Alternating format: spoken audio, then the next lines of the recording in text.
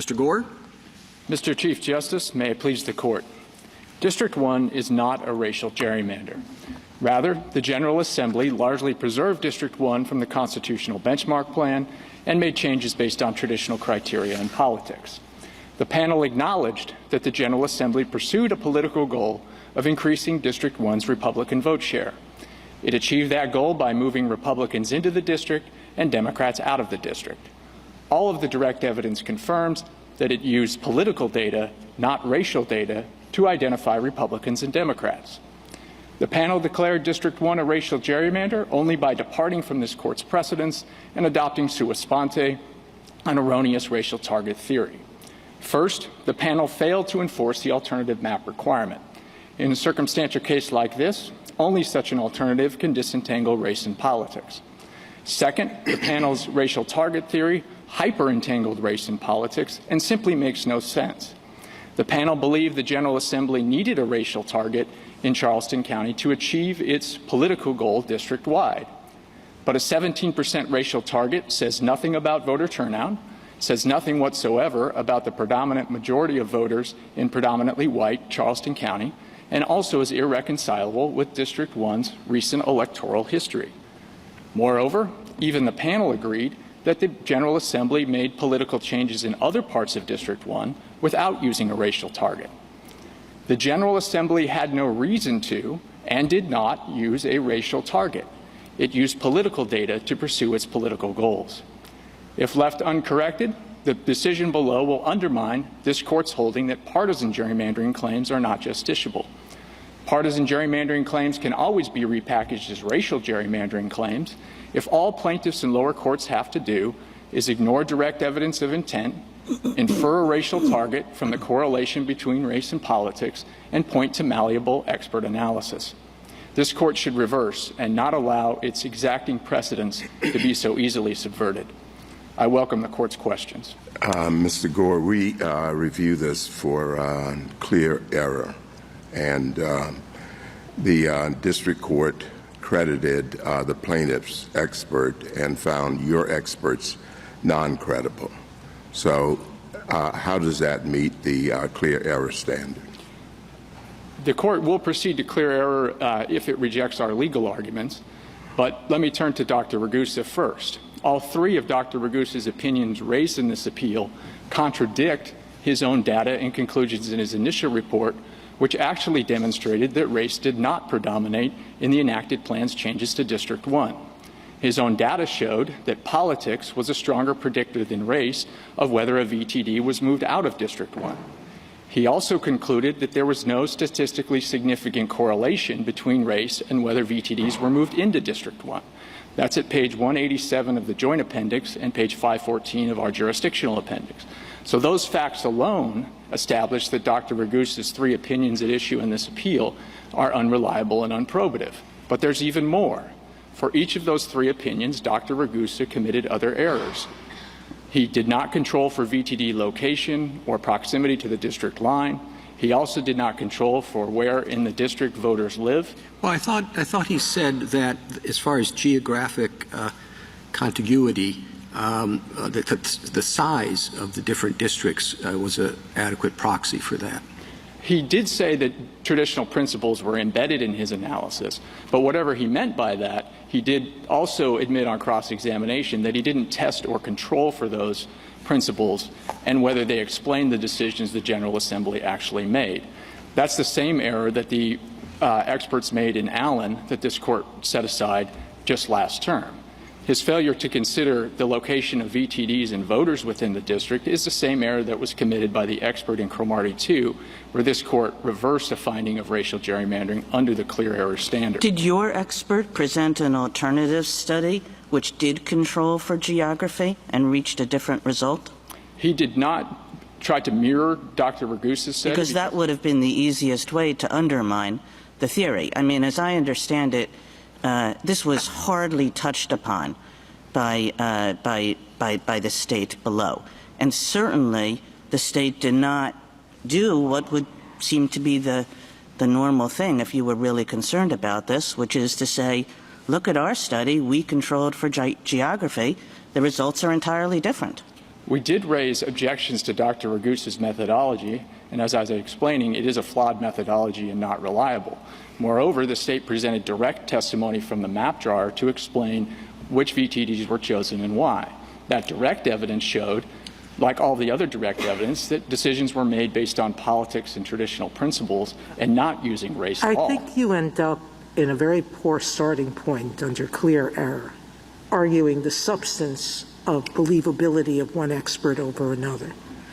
Because credibility findings under clear error standard must be deferred to the district court. I understand your point about Dr. Ragusa, but I just point out that other experts before the court and he himself said that geography was very much embedded as part of the structure of his analysis. You may disagree with that. It's going to be very hard for you to show that no fact finder could credit that understanding of his testimony. But I think what I'm really troubled by is going back to Justice Thomas's question. What's the legal error and what's the clear error? Just tick them off for me. There are several legal errors, Justice Sotomayor. Not facts.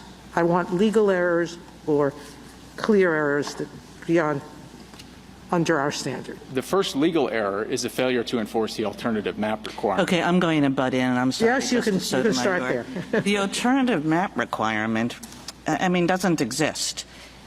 Sometimes this court, I think, holds things, and then I go back to the opinion, and I think, well, maybe we weren't as clear as we might have been. Not here. I'm just going to read from Cooper. A plaintiff's task is simply to persuade the trial court without any special evidentiary prerequisite that race, not politics, was the predominant consideration. In no area of our equal protection law have we forced plaintiffs to submit one particular form of proof to prevail, nor would it make sense to do so here. An alternative map is merely an evidentiary tool. Neither its presence nor its absence can itself resolve a racial gerrymandering claim. I don't know how to more clearly say that there is no alternative map requirement in these kinds of cases. Cooper was addressing a case where there was direct evidence of racial predominance. It also said on page 322 in the majority opinion, in a case like Cromartie 2, that is, one in which the plaintiffs had meager direct evidence of a racial gerrymander and needed to rely on evidence of foregone alternatives, only maps of that kind could carry the day. All we were saying there, Mr. Gore, is that in a case with no other evidence, you needed some evidence. So that is not this case. Cromartie 2 was making a very case-specific point. Look at this case.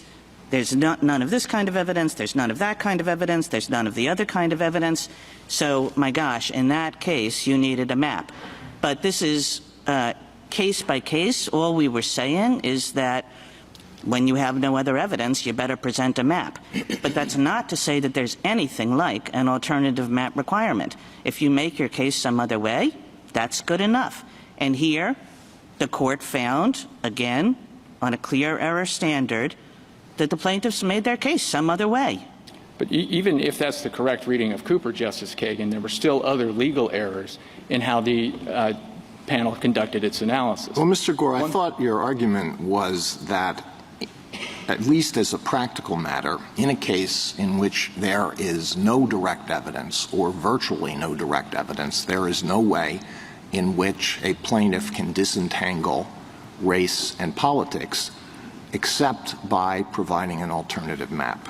I thought that was your legal argument. That is. And that's exactly what Cooper says is not the case. Well, one may read Cooper a different way. Cooper was a case in which there was a lot of direct evidence, was there not?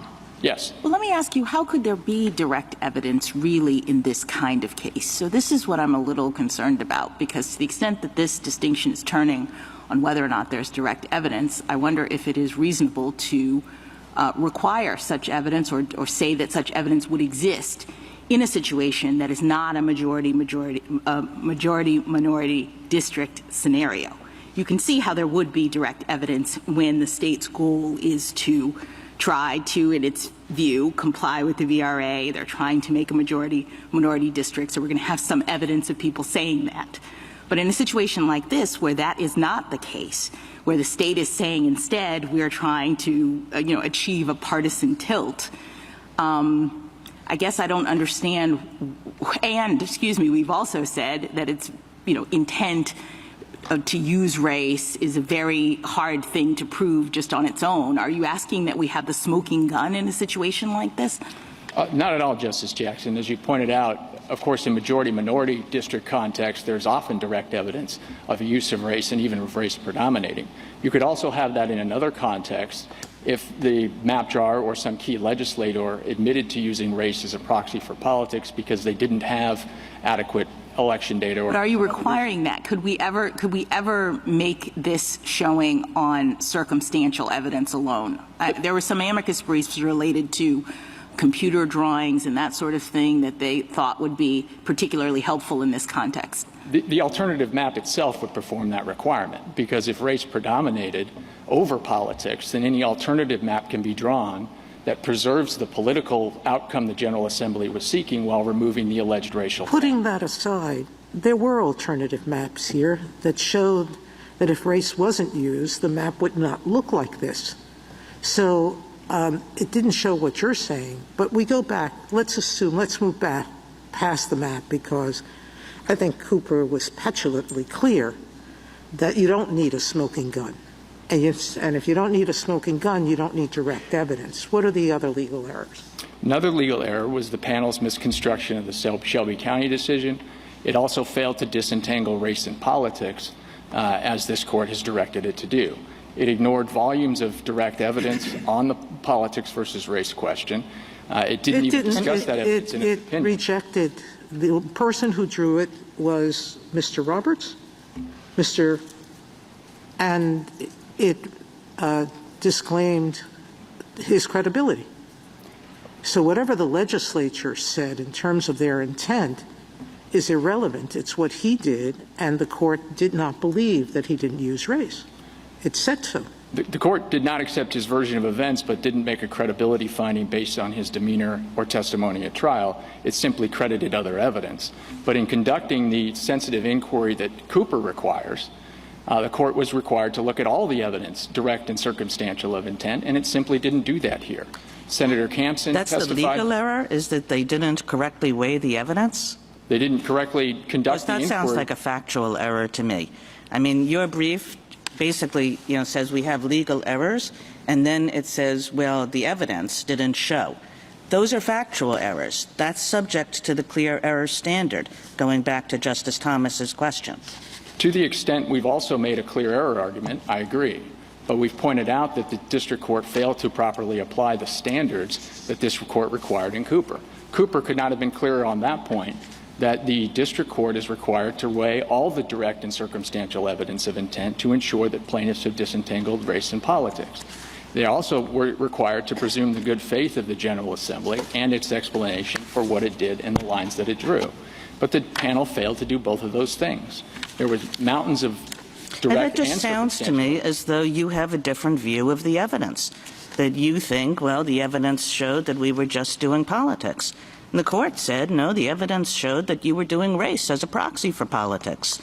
And surely there were good reasons to do race as a proxy for politics here. I mean, if you look at what information the map drawers had on their computer, the information the map drawers had on their computer was a single presidential election year voting data and then lots of race data. And everybody can tell you that if you really want to draw a stable partisan gerrymander, you do not rely on a single presidential year election data.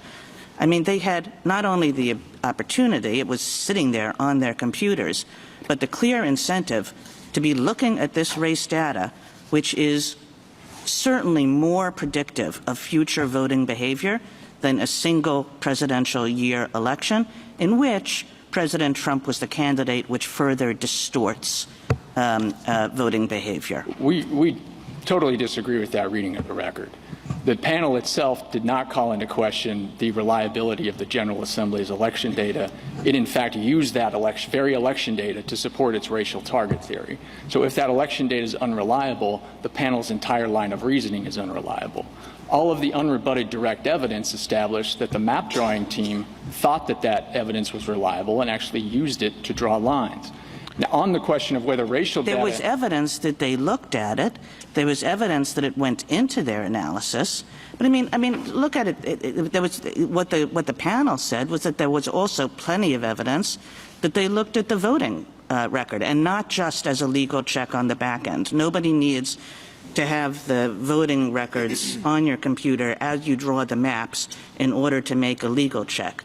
What they were basically doing was to make sure that the population of blacks in each precinct, in each district, did not rise above the number which would make the Republican gerrymander less stable. That's not what the evidence was at trial.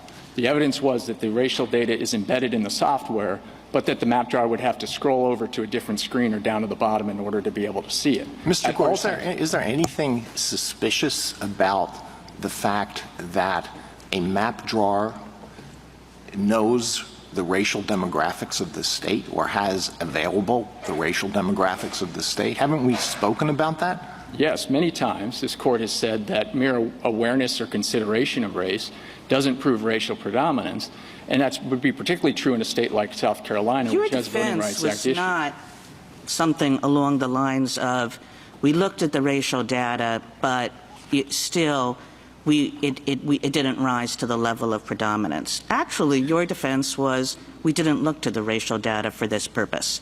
And what the court said was, I don't believe that. Made a credibility judgment. Basically said, your map maker gets up on the stand and knows this racial data like the back of his hand.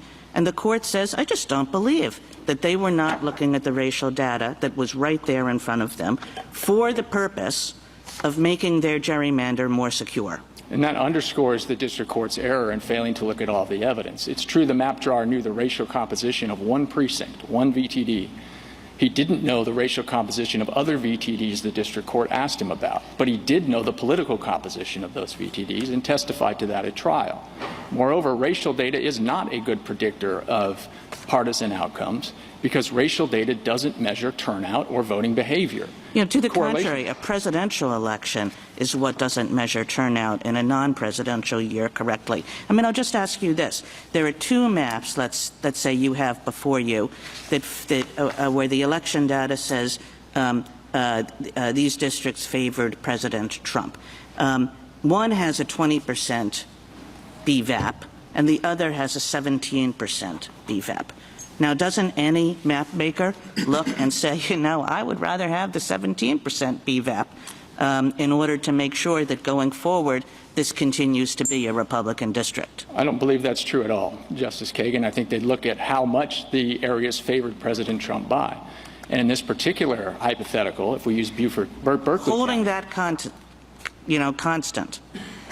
would you rather have the 20% BVAP or the 17% BVAP? It would depend on other factors, such as compliance with traditional districting principles and other objectives the map drawer was trying to accomplish. See, what this trial court found on the facts, on the evidence, was that the map makers made a judgment that they would rather have the 17% BVAP because that, along with the election data, they looked at this 1 year of the election data. But the 17% BVAP was what was, if we go above that, we're not sure we can hold this when another election comes. The record did not support that finding, well, let me ask and it was infected by legal error. How do you explain the consistency? My understanding is that thousands of people were moved in and out of this district, and yet that line, the line concerning the amount of, black adult voter participation remained the same. So if that was not... If what the court found here was not happening, how do you explain the consistency of that line? We have a few explanations for that, Justice Jackson.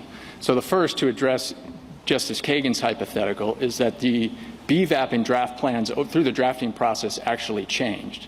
In the milk plan, it was 15.48%. In the staff plan, it was 16%. The enacted plan is 16.72%. The staff plan actually has a higher Republican vote share than the milk plan. So was it ever higher than the 17? People were being moved around, and you would assume that if it was varying, it would do so in both directions. People were being moved around, but not very many people. Remember that District 1 retained 93%, almost 93% of the district core, which But explains why the 80% of the black people were moved out. Am I wrong about that? That's not true district-wide. Right? That's not right district-wide. I'm sorry, you said 93%? I thought it was 82.8%. It depends on the method you use to measure, but the method that was actually used by the General Assembly was over 92%. Well, that's not what the district court found. I thought it was 82.8, which was the lowest core retention of any other district. But it was the And highest. so how do you account for the fact that 68.9% of whites go to CD1, but only 50.65% of blacks do, that are Democrats? So you're controlling for partisanship, and the numbers are that disparate. Because again, you have to consider where in the district those voters happen to live and where the lines are So drawn. it's okay for the legislature to say, I was looking at partisanship, but I'm not looking at whether someone was white or black, but I'm going to separate CD1 so that it's 100 miles apart in one county, and the only commonality is that they live along I-26, 100 miles apart. And I'm going to join those two black sections, or get rid of them, and keep whites there, even though even though the Democrats could have been moved. So this court has been clear that mere racial effects do not prove racial predominance. Moreover, the district court's analysis The numbers are incredible. We're looking at intent here. So don't those effects say something about the intent and whether or not the court, it was plausible? I thought, clear error standard was plausible. It was plausible for the district court to believe or disbelieve the "we're not looking at race" statement made by the person who was putting this together. But the racial effects in this plan are far less stark than the racial effects in the Cromartie and Cromartie 2 plan, where this court reversed a finding of racial gerrymandering. So, for example, in Cromartie 2, the line split a county and created a 72% BVAP area in one county and a 10% BVAP area in the other district. Counsel, and here, I'm sorry to interrupt, but we've been kind of dancing around the big question, which I think is, to my mind, the district court's finding that your clients had to have looked at race data rather than politics data because the politics data wasn't robust enough. Now, you've given part of an answer. I just like the full answer as to why you think that is clearly erroneous. Tick it off for me. Sure. So as I said, the panel itself relied on that data. The direct evidence is that everyone relied on that data. Racial data does not predict election outcomes particularly effectively. The correlation between race and politics only affects election outcomes to the extent people turn out and vote. But racial data doesn't measure that. Only election data measures that. Their own expert, Dr. Duchin, agreed with that. Dr. Duchin said that racial data could not be used to predict election outcomes because you have to know about turnout, you have to know about crossover voting and other factors. Their own brief at page 10 concedes that racial data would not predict voting behavior or turnout among white voters in the area covered by District 1. The reason for that is that white voters in that area split between Trump and Biden in 2020, and that district and even Charleston County are predominantly white. So using a racial target in that area wouldn't have told you about what the vast majority of voters were going to do. So it's not an effective way to predict election outcomes there. The reason they used the 2020 presidential election data is that the absentee votes had been properly allocated back to precincts. Well, there's some expert that said, and I'm sorry to interrupt, but there's some expert that said the consultant said, I believe it was, that the absentee ballots in the presidential data weren't properly allocated. What's the response to that? That's completely incorrect. They're citing testimony from Mr. Oldham, who was involved in drawing the Senate plan, not the congressional plan. He said that hypothetically election data would be flawed if it didn't do that, but he didn't know one way or the other whether the General Assembly's election data did do that. And in fact, the testimony unrebutted at trial and the data itself shows that the election data the General Assembly used did properly allocate both the absentee ballots back to the precincts and other votes down to the census block level. So it was reliable data. It was the best data available because of the absentee ballot issue from prior year data. Moreover, even though 2020 is a presidential election year, it's also a congressional election year. And it was the most recent congressional election that was available to the map drawer.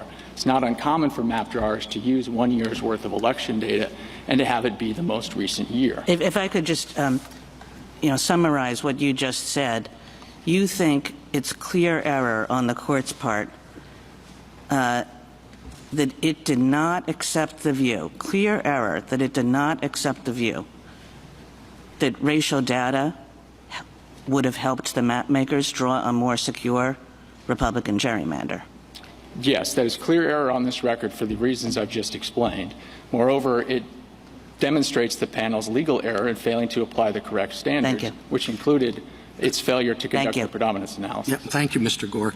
If I could move to 30,000-foot perspective, how do you understand what we're supposed to do in evaluating clear error? I mean, we have just an appendices in this case that is like that. And let's say there are 100 different factual determinations. If we think 15 of them are wrong, do we reverse for clear error in that situation? Or does it take more? We don't normally review, other than in these cases, we don't normally review record for factual findings. And I'm just wondering how you think we should do that. Even one clear error can be sufficient if it leaves the court with a definite and firm conviction that an error was made below. And here, we pointed to many errors in the district court's analysis, both legal and factual, that establish the standard has been met.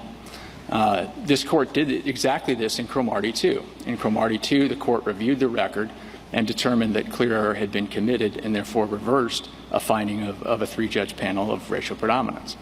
So we just give different degrees of the importance in particular facts and weigh those in reviewing the entire record? Yes, and we've tried in our brief to show what we think are the most important factual errors made by the district court. There's no direct evidence of any racial target. In fact, all the direct evidence points the other way, and the panel didn't even mention any of that. There's also their own alternative plans. Even if there's no alternative map requirement in this particular case, their own alternative maps failed to disentangle race and politics because they all turned District 1 into a majority Democratic district. That's actually evidence that supports our case because it shows that race and politics can't be disentangled and that they failed to carry their burden. Thank you, Counsel. Justice Thomas? Justice Alito? Well, the clear error standard, if that's the standard that we are required to apply, is a very demanding standard. But it is not an impossible standard, and it doesn't mean that we simply rubber stamp findings by a district court, particularly in a case like this where we are the only court that is going to be reviewing those findings. And particularly in a case in which the basis for a judgment in favor of the prevailing party relies very heavily, if not entirely, on expert reports, the methodology of which can be examined. So in light of that, I want to ask you about an alleged flaw in Dr. Ragusa's analysis that you mention on page 21 of your reply brief. And Dr. Ragusa's expert report may turn out to be crucial in this case, because is it not correct that all of the other experts failed to control for partisanship? That is correct. All right. So you say on page 31 that Dr. Ragusa's analysis is flawed because it, quote, used total numbers instead of percentages for VTD's racial and political compositions. Now, so what I understand you're saying is that in determining whether a VTD was moved out or moved in for a political reason as opposed to, for a racial reason as opposed to a political reason, Dr. Ragusa looked only to the number of votes cast for President Biden in those districts. Is that the problem, rather than the net Biden vote over the Trump vote? That's one of the problems, yes. Well, could you just explain that? Yes, problem? It was clear at trial, and the panel even relied upon this in its discussion of Mr. Roberts' testimony, that the total number is not as relevant as the percentage in determining the effect of moving a VTD, because VTDs are of different sizes. And so when you move, a total number doesn't tell you as much as the percent composition, either racially or politically, in terms of how that affects the total composition of the district. The other problem that we pointed out in our brief with that particular analysis is it contradicts Dr. Ragusa's own data from his initial report. His own data in the initial report showed that politics was a stronger predictor than race as to whether VTDs were moved out, and he also concluded that there was no statistically significant correlation to race in terms of VTDs being moved into District 1. So he arrived at this contrary conclusion only by jerry-rigging his analysis. He didn't consider traditional districting principles. He didn't consider VTD or voter location. He committed this error about percentages.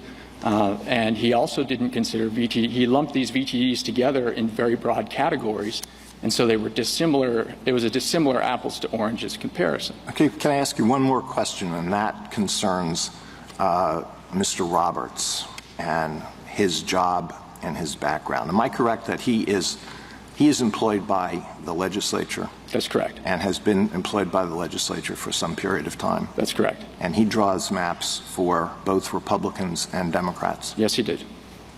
And let me correct one thing that I said. I believe Dr. Liu also claimed to be controlling for partisanship, but Dr. Liu used a flawed VTD data set in his analysis.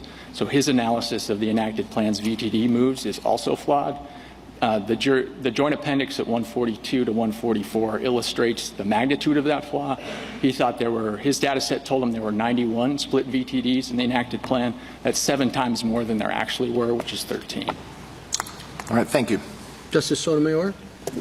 You know, on each expert, you take pot shots and say they failed to do this, they failed to do that.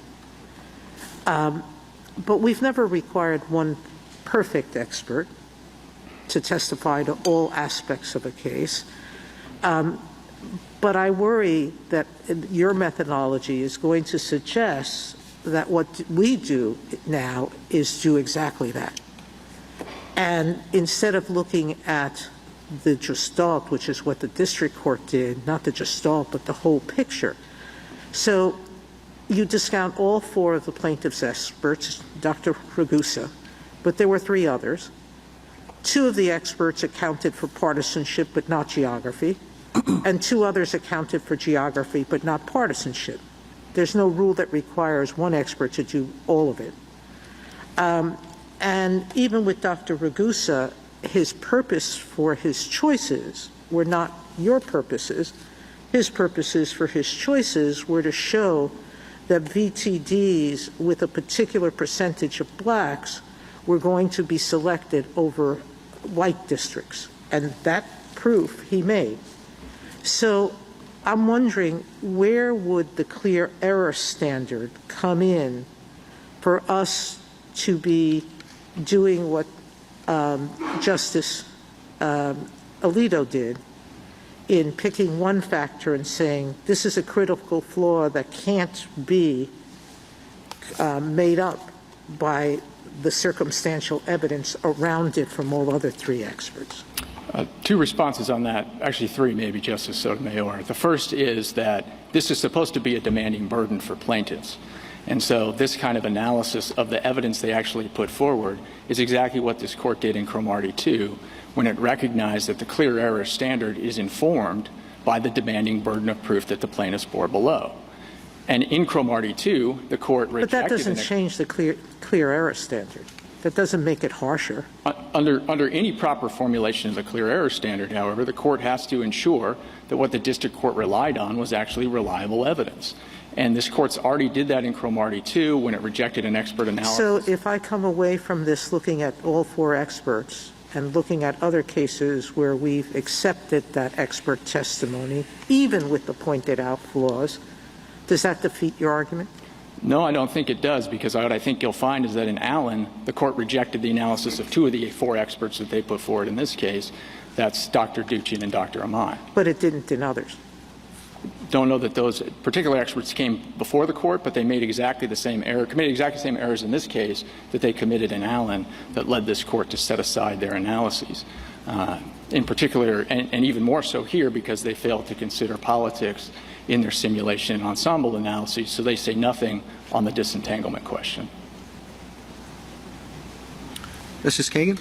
And just to continue, and Justice Sotomayor's line of questioning, you have two experts here, Ragusa and Liu, who answered the exact question that is supposed to be answered in such a case. In other words, is this gerrymander based on politics, or is it a way to get to an ultimate goal, an ultimate political goal, but the gerrymandering is based on race? And what the two of them do is that they show that black Democrats are excluded from District 1 at a far greater percentage than white Democrats are. So, Liu says, 61%? Now I'm going to lose it. 69% of white Democrats remained in the district, whereas only 51% of black Democrats did. Ragusa's analysis, similarly clear, a little bit harder to state in one sentence. But both experts essentially said, look, we've done these regressions, and we can show you that black Democrats and white Democrats are not being treated the same way, that black Democrats are being excluded for the district at a far greater proportion. So, every regression analysis has things that you can poke holes in. But you didn't give anything in response to that. It's not like you said, we have a better regression analysis, we've controlled for more things, and we can show you that the effect disappears. You're saying that it was clear error to credit the plaintiff's experts dealing with the exact question under review and finding statistically significant results, to credit those experts over your nothing. Over our direct evidence, which the panel didn't even mention. Those experts had flawed methodology. I already talked about Dr. Liu's VTD data set. The panel didn't even cite to Dr. Liu in its opinion because the glaring error and glaring flaw in his VTD set became so clear on cross-examination. So Dr. Liu's completely out of the case because his VTD data set was worthless. And the district court knew that and didn't even cite to Dr. Liu in the opinion. Dr. Ragusa's regression analysis at one point also used an inapt political number because he used an average Democratic vote number rather than the actual number, and he compared that to the actual African-American number. That's at pages 506 and 509 of the joint appendix. So, yes, it was clear error to rely on clearly erroneous and unreliable expert testimony and to use that to override a mountain of direct evidence, both looking at Charleston County and district-wide, that established that the plan achieved the General Assembly's political goal uniquely among all the plans presented at trial, and that it complied with traditional districting principles both in Charleston County and in District 1 district-wide, again, uniquely among all the alternatives presented at trial. If that's not the definition of clear error, then I don't know what is. And if that's not the definition of departing from the presumption of good faith and the requirement of extraordinary caution, then plaintiffs no longer face a demanding burden in these cases. Justice Gorsuch? Justice Kavanaugh? I want to make sure you have a chance to summarize the evidence as you see it of why Charleston County was split the way it was split. Thank you, Justice Kavanaugh. So first of all, it was done for political reasons because, of course, it was part and parcel of achieving the political goal district-wide. The most significant move that the enacted plan made was in Charleston County. It moved the West Ashley neighborhood from District 1 to District 6. That was over 80,000 of the 140,000 people that were moved from District 1 to District 6. West Ashley is a close-in suburb of Charleston. It is majority Democratic, but also predominantly white. We've given the figures in our brief that show that that move in particular had a much greater impact on the political composition of District 1 than its racial composition. So that move, which is over half of the people involved, is itself more easily explained by politics than by race. The line in Charleston County actually improved compliance with traditional districting principles compared to the benchmark plan. The benchmark plan had 5 split VTDs in Charleston County. The enacted plan fixed all of those. The enacted plan also followed natural geographic boundaries in Charleston County, such as rivers, which are very significant methods of transportation and commerce in a county like Charleston that's coastal. It also achieved Senator Campson's policy goal, which was to keep 2 representatives in Charleston County to represent the county's interests here in Washington, D.C. Why don't you explain that a little more?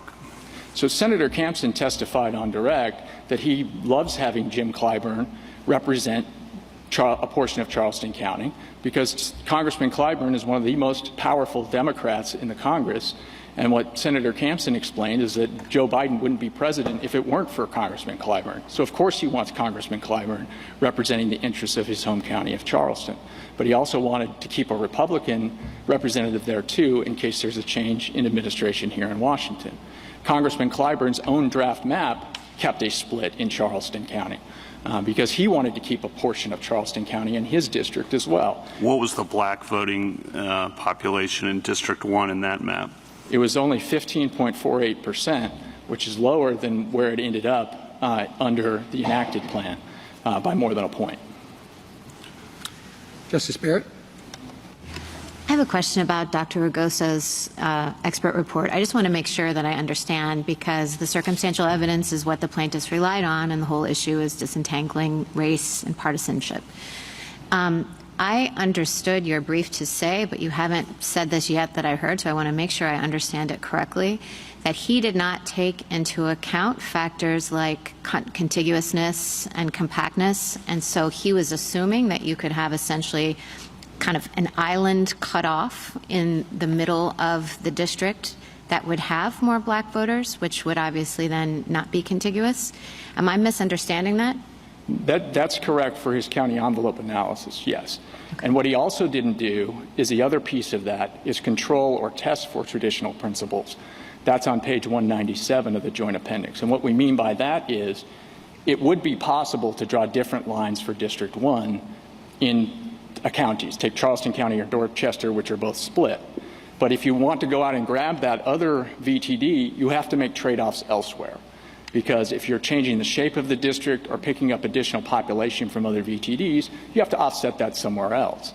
And so what a properly done analysis does, as this court recognized in Allen, would test whether the decisions that were made are more or less consistent with traditional principles than the decisions the expert is proposing. And Dr. Ragusa doesn't do that here because he doesn't control for traditional principles like contiguity. And his analysis is different than the analysis that was done, and this court credited in Cooper, because of the thing I mentioned before about his regression analysis, using only an average political number rather than the actual political number in each VTD. And how much of a point did you make of that in the district court? We raised we raised a lot of objections to Dr. Ragusa and his methodology in the district court. Thank you. Justice Jackson? Yeah, can I drill down on that a little bit? Because I think that's at the heart of one of my concerns about the burdens and some of the questions that we've heard. So you put on Mr. Trendy at the district court, and my understanding was that Mr. Trendy did not really, as an expert, undercut the methodologies of Ragusa and the other experts. Is that correct? I mean, he didn't put forward an alternative or do a kind of methodological analysis of Ragusa, did he? He did point out some of the flaws in these expert reports, including this use of total numbers instead of percentages. He also talked about the contiguity issue in the county envelope analysis I was just discussing with Justice Barrett. But you... He did. Oh, sorry. So he did. He did point out some of these methodological flaws, and we pointed them out also to the district court. And what if the district court disagreed? I mean, the district court ultimately relies on Ragusa's expertise, and you say that you challenged, although you did not really bring an expert report that met Ragusa at the same level, but you raised the objections, and the district court disagreed, apparently, right? That's correct. Okay. So I guess what I'm concerned about is that I kind of hear you wanting us to do a de novo review as opposed to a clear error review.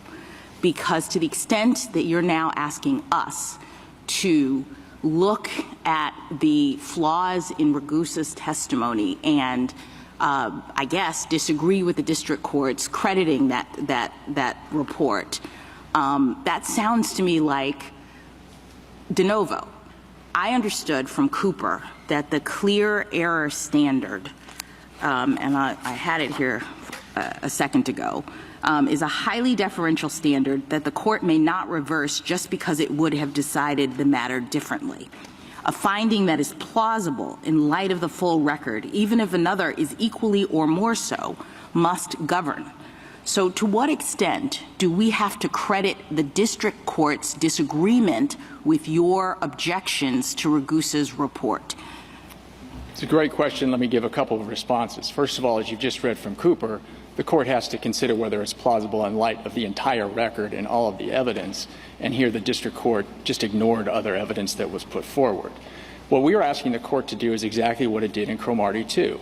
In Cromartie 2, there was a plaintiff's expert who did an analysis of VTDs moved in or moved out or potentially available to the district. The state also put forward an expert to give the contradictory interpretation of that evidence, but the district court excluded that expert. Yes, but wasn't there wasn't Cromartie 2 a majority-minority district scenario? Sure, which again is all the more reason why the racial target theory in this case just makes no sense, because there's no clear motivation. No, I understand. You're sort of shifting. I guess I'm just so keep going. Cromartie 2, you're asking us to do the same thing. We had exactly the same situation with experts. The district court had excluded the defense expert, so that expert wasn't really considered by this court on review. But this court went through as part of clear error to ensure that the district court had not relied on clearly erroneous expert testimony and a bad methodology.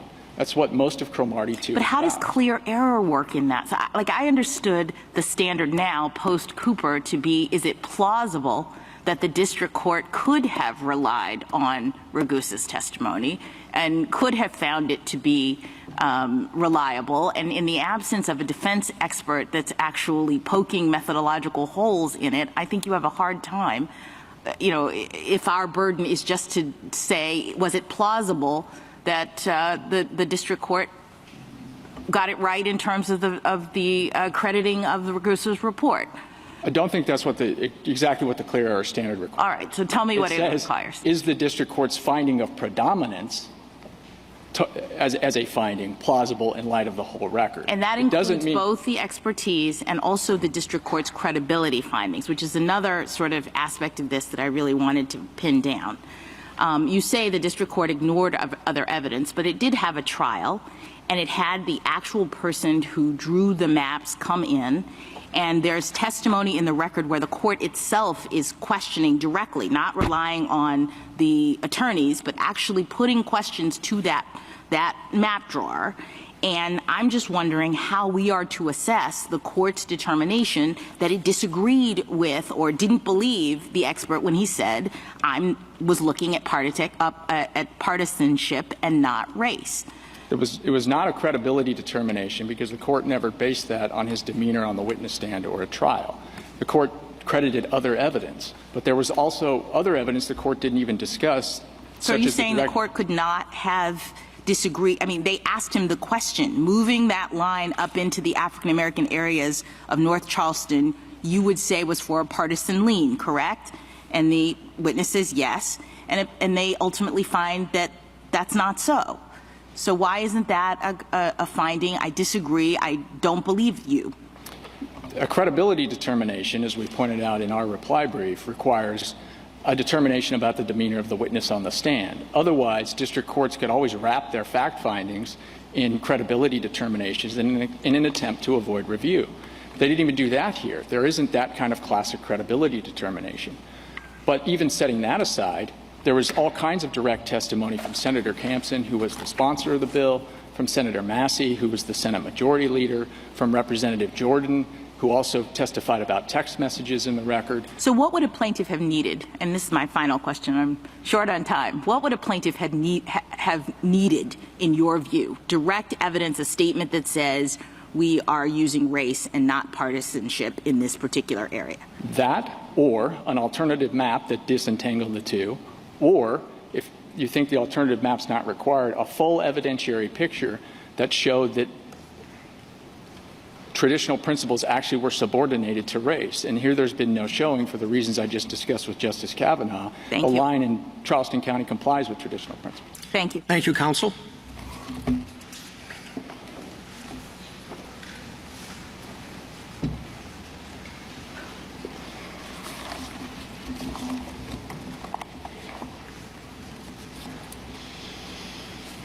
Ms. Iden?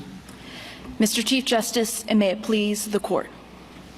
No party disputes Cooper's basic legal rule that absent a compelling interest, race cannot predominate in line drawing, even as a means to achieve a partisan goal. Here, the panel properly concluded that race predominated over partisanship in CD1's design based on strong factual findings, including that after map drawers moved more than 193,000 people in and out of CD1, its BVAP remained identical as in the 2011 map. In so doing, map makers sorted more than 30,000 Black Charlestonians based on their race, removing 11 of the 12 precincts with the highest Black voting age populations. This massive movement disregarded the least change approach that the state applied statewide, and that map makers admitted they abandoned only in Charleston County, which had been CD1's historical anchor. Disentangling race and party affiliation using the very methods this court accepted in Cooper, the panel credited the unrebutted expert testimony that race was a better predictor than partisan affiliation for the design of CD1. Under the clear error review standard, this court should affirm the panel's factual racial gerrymandering factual finding because it is more than plausible in light of the total of the record. Appellants also cannot show that the panel committed a legal error, particularly in its rejection of the alternative map requirement. Finally, the record here is indeed the inverse of Cromartie 2, where a majority of this court determined that map makers designed a district using political voting behavior over time, rather than relying upon racial stereotypes. Here, by contrast, the panel found non-credible the appellant's assertion that they relied on merely 2020 partisan performance data for CD1's design. I welcome the court's questions. Counsel, we normally have an alternate map in these redistricting cases, and of course we don't have one here. In these instances where you have a high correlation between race and political affiliation, how would you constitutionally disentangle them? We have something we believe that was better, if not comparable, to an alternative map. We have this unrebutted testimony of Dr. Ragusa. That testimony is corroborated by the testimony of Dr. Liu. If you look at the amici briefs of the political scientists who performed the analysis in Cooper, they validate that the methods that Dr. Ragusa and Dr. Liu used are the same as in Cooper. All of the pot shots that are made by the defendants in their brief about Dr. Ragusa's analyses and Dr. Liu's, almost all of them, nearly all of them, and I can walk you through them, were made during either discovery or during Daubert motions or at trial, and the court simply didn't reject them. It is unrebutted evidence disentangling race and party, which is a form of circumstantial evidence, but akin to an alternative map. If you look at Dr. Ragusa's rebuttal report, figure 1, he charts out all the VTDs in CD1, and he looks at whether the racial composition or the political composition determines their placement in the map. And you can see that 4 of the 5 heaviest Black precincts were moved out of CD1. By contrast, only 5 of the 17 majority white precincts were removed from CD1. And this is, again, unrebutted testimony, and it serves the purpose of an alternative map because this court unanimously in Desert Palace said that there is no particular form of proof a plaintiff needs to show in an equal protection case. Counsel, we have said that the burden that you're assuming of disentangling race and politics in a situation like this is very, very difficult. But it is your burden, right? Yes, Your Honor. And you're trying to carry it without any direct evidence, with no alternative map, with no odd-shaped districts, which we often get in gerrymandering cases, and with a wealth of political data that you're suggesting your friends on the other side would ignore in favor of racial data. Have we ever had a case like that, with that combination? We usually are looking for those sorts of things, and we have those. Have we ever had a case before where all it is circumstantial evidence? I racked my mind, and I think the closest we might come to it is a case like Gamillion, where plaintiffs would have lost there if they had been required to have proved by direct evidence, where the circumstantial evidence was overwhelming. But here, if you're asking whether there's direct evidence that the legislature admitted in the 21st century that they sorted voters on the basis of race as a means to achieve their political goal, no, we do not have that. But what we do have is the factual finding that the map makers had maptitude data with race data. Well, I understand that, and there's a lot of back and forth on it, and you certainly have the clear error standard in reviewing that. But we've never had a case where there's been no direct evidence, no map, no strangely configured districts, a very large amount of political evidence, whether the district court chose to credit it or not, and instead it all resting on circumstantial evidence.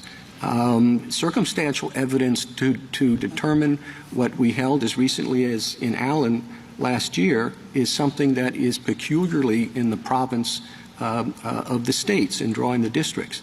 I'm not saying you can't get there, but it does seem that this would be breaking new ground in our voting rights jurisprudence. Respectfully, I disagree. I mean, we have strong, this is not Cromartie, we have strong circumstantial evidence where we're not relying upon, the court did not rely upon foregone alternatives or conclusions about what happened. We have a racial target, that the fact that the Senate was proposing various maps over the legislative process and moving 193,000 people around, and they can only explain it as being by coincidence. The fact that the question in a Shaw case is whether there was a significant sorting of black voters on the basis of race. We have 30,000 Charlestonians moved out of CD1, out of their home county. It cannot be explained by least change, the priority principle that they said was guiding their map for much of the legislative process. Sorry to interrupt, and that is to change the voting percentage in that district by how much?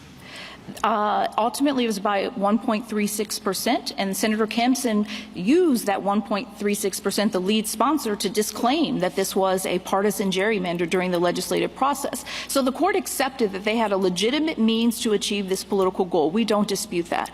The court accepted that they had this preference to bring in political counties. But what the court acknowledged is that when they brought in those counties, there were black people brought in alongside with them. That then led to an increased BVAP in CD1 that became too politically risky.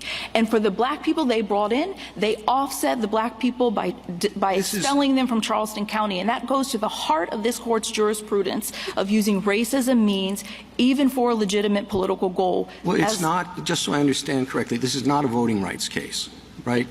This is it's a gerrymandering case, right? And they did all of these things to increase the percentage of the voters they wanted in that district by 1.6%? 1.36%. 1.3%. You're close enough. But you had, whether... I'm sorry. Yes. You had 4 sophisticated experts, right? Yes. Is there any reason why one or more of them could not have drawn up an alternative map that met the legislature's stated partisan goal but had a different effect on the racial composition? Because once again, we think that we proffered evidence that was as good as, if not comparable to, an alternative map. But you admit they could have done that. It wouldn't have been a big burden for them to do that.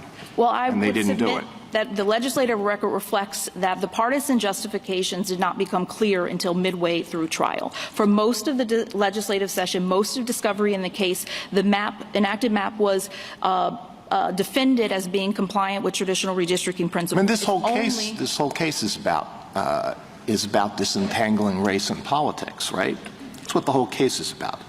But the justification for the map was largely based upon traditional redistricting principles until trial. Then at trial, the lead counsel says this was about partisanship. This was about, and the map creator says, I was instructed to make this a Republican-leaning district, and alternatively, it's traditional redistricting I didn't mean to interrupt. principles. Until trial, you thought that the state was going to defend this without making the argument that this was done to increase Republican chances in District 1?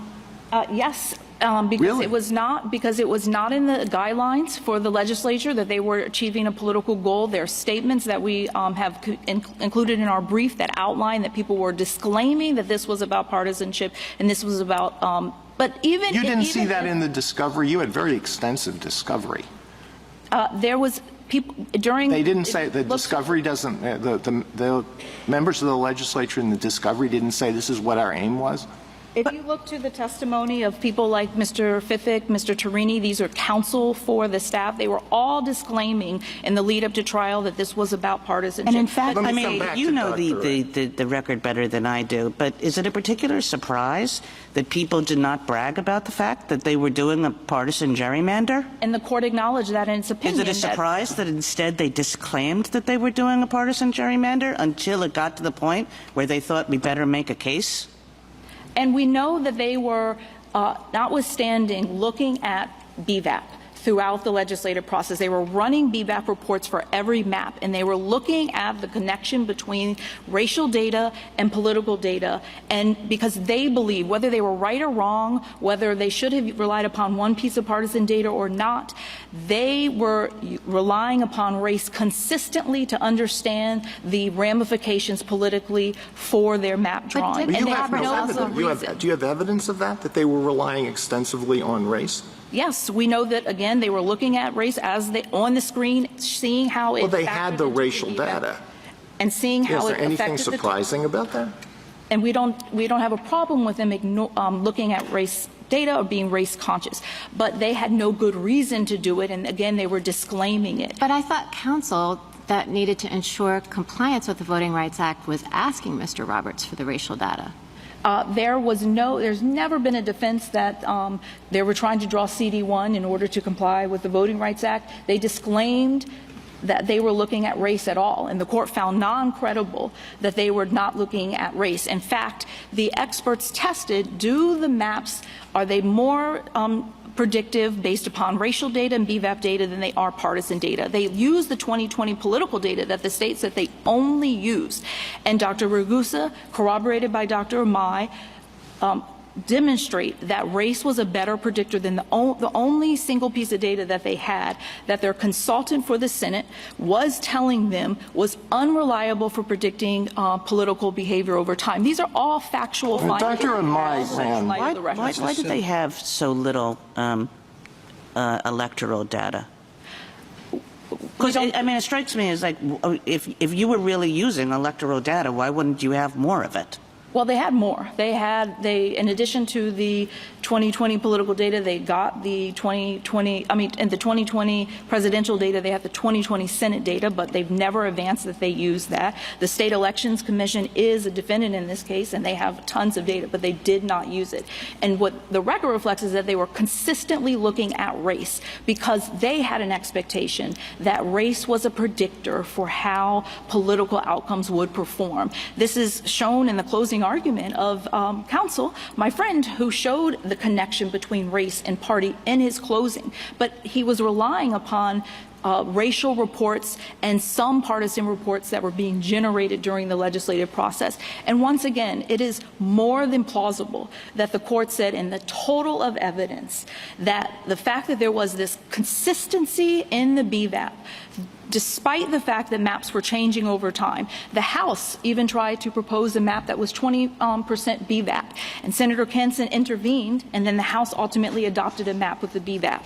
The National Republican Redistricting Trust was proposing maps around 17%.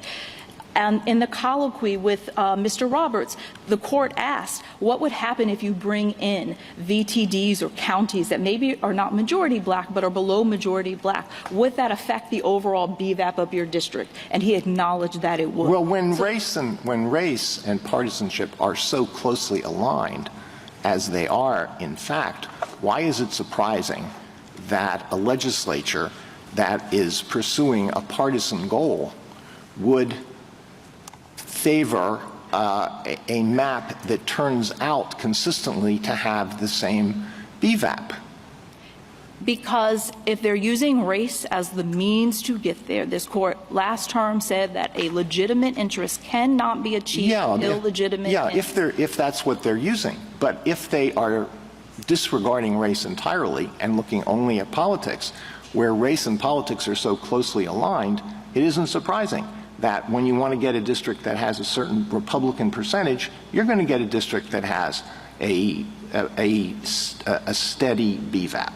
Two responses to that. Even if the map maker wasn't just looking at race in the actual documents, the court credited that it was in his mind and that all the evidence reflects that they were looking at race. The fact that they were trying to keep it at 17% reflects that it had worked at 17% prior to 2018. It worked at 17% after 2018. They were defending this map as being least change, a map that had pre-cleared the Department of Justice, that had survived a constitutional challenge. And again, the lead sponsor said we only wanted to make this a little bit more Republican leaning at trial. So they served their purpose. But at the heart of this, they served their purpose by focusing on the precincts with the highest VVAPs, leaving alone white precincts with in Charleston, and moving out black precincts. What about West Ashley? Your opposing counsel mentioned West Ashley was moved out, so just give you a chance to respond to that.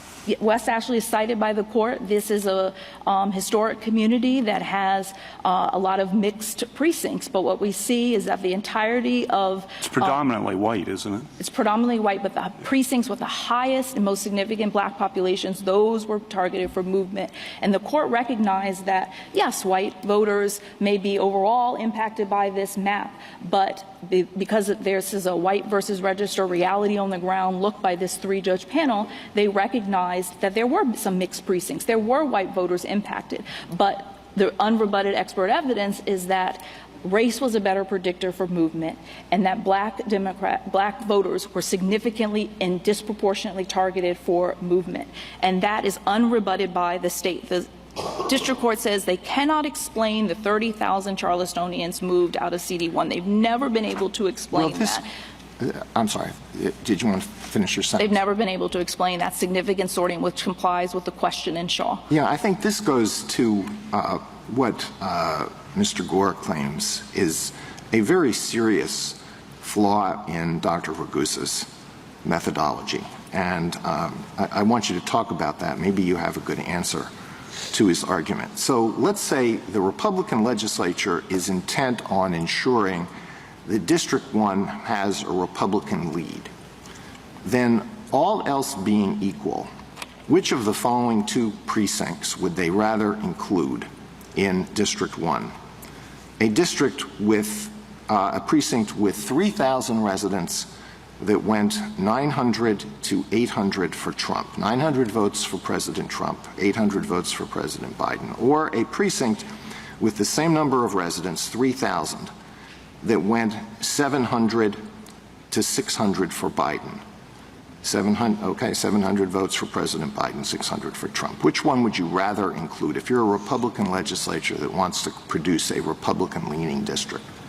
I would like to know two things with respect to the racial makeup of those precincts, because here we know that the legislature knew not only the partisan performance based upon the 2020 data, but they knew the racial makeup. Well, suppose you don't know anything. You don't know anything about race, which is what they claim. Not that they know they didn't take race into account at all. All you have before you are those statistics. 900 to 800 for Trump, 700 to 600 for Biden. You want to make it a Republican district. Which one do you want to keep in? The former, but if this case would be more like Cromartie if they were actually looking at pure partisan data and they were looking at partisan data, voting behavior over time to make predictions. But that's the problem with, if I could just follow up, that is the problem they claim with Dr. Ragusa's methodology, because he says, no, you're going to, the one you want to keep is the one with the greater number of votes for President Biden. So you'd rather keep the district that went 900 to 800 for Trump because there are 800 Biden votes there, as opposed to the one that went 700 to 600 for Biden because there are fewer Biden votes there. But Dr. Ragusa, in his rebuttal report, I think pages 3 through 4, controls for the precinct size, and notwithstanding controlling for that in his analysis, determines that black voters were moved out, white voters were kept in or moved in, and that is unrebutted data. So what I just said is his methodology, is it not? He looked at the absolute number of votes for President Biden, not the percentage, not the net votes. And Dr. Ragusa testified about why looking at the a total net was the better methodology than the percentages, and this was tested below, and the district court did not accept these arguments. And so this goes to, are we retrying expert testimony on appeal, or do 3 judges, consistent with White v. Register, consistent with Cooper, are there findings of fact and credibility determined given the deference that an appellate court is to give a unanimous opinion, where in light of the total record, it reflects that there was a racial target. It reflects that there was a significant sorting of black people. It reflects unrebutted expert evidence of race rather than party explaining the assignment of voters. It reflects a disregard of traditional redistricting principles, and all of that evidence in total is more than plausible in the record for the using race as a means to harm individual plaintiffs, Mr. Ty Scott, and members of the South Carolina Thank you, NAACP. Justice Thomas? Justice Alito? I'm concerned about what has been said here about Mr. Roberts. And as I asked Mr. Gore about that, is it not true that he has a long record working for the legislature, and he has drawn maps for both Republicans and Democrats? Yes, the panel acknowledged he has 2 decades of experience in which he used race every time he was drawing maps in the past, but denied doing so in this case. I mean, at trial, Judge Gergel, is that the correct pronunciation of his name? Gergel. It is Judge Gergel, yes. Judge Gergel had complimentary things to say about him. He said, I mean, I know Mr. Roberts. He's a very precise guy. What I want is if that report, he's talking about a particular report, isn't accurate, and I'm persuaded if he tells me it's not, that's good enough for me. It's complimentary of his honesty, right? Yes, and also his honesty in footnote 9, I believe, where he recognized that a year after trial, Mr. Roberts was able to cite with specificity the racial makeup of VTDs, which was completely inconsistent with his non-credible denials that he did not look at race. Okay, so then the district court turns around in its opinion and says that his testimony rings hollow. So that's a nice way of saying that he lied, right? Yes, and that's what this court acknowledged was the case in Cooper. It gave 3 reasons for it. And I want you to tell me which one of these is defensible. The third one is what you just mentioned, his in-depth knowledge of the racial demographics of South Carolina. Is that damning? No, not in of itself, because race consciousness is not as the problem. It's the incredible denial, despite all of the evidence, including his testimony, but also what the experts demonstrate, and also with the movement of so many people, and just the coincidence that they land on the exact same BVAP. All right, that's one. The second one is, Roberts failed to provide the court with any plausible explanation for the abandonment of his least change approach in drawing the Charleston County portions of congressional districts numbers 1 and 6, or the subordination of traditional districting principles, including maintenance of constituencies, minimizing divisions of counties, and avoidance of racial gerrymandering. So they say he gave no plausible explanation for that? That's correct. In fact, Mr. Roberts admitted he abandoned the core priority of least change. Didn't he say that he was aiming to produce a Republican district? The court ultimately accepted that legitimate goal, Your Honor, but the court recognized in Cooper that using race as a means to get there is constitutionally suspect. Isn't that a plausible explanation for all of those things? The court heard the testimony, and that testimony was not as persuasive as the racial movements, as the expert testimony that, again, they have the opportunity to. The question is it a plausible reason? I mean, did they say, we don't believe Mr. Roberts because he had a shifty look on the stand, and this is a guy with a partisan background? Did they say anything like that? They gave 3 reasons. No, Your Honor, it's plausible, but this court is not asked to look anew at the record, but to look at whether or not, in no circumstance would it be plausible that the outcome be what it is. And as a finding of fact, the court was correct. All right. So, and the last one is, he admitted that his movement of nearly 17,000 African Americans was inconsistent with the Clyburn staff plan for Charleston County that he claimed to be faithfully following. Right? Did he ever say, we followed exactly what Congressman Clyburn asked us to do? Did he ever say that?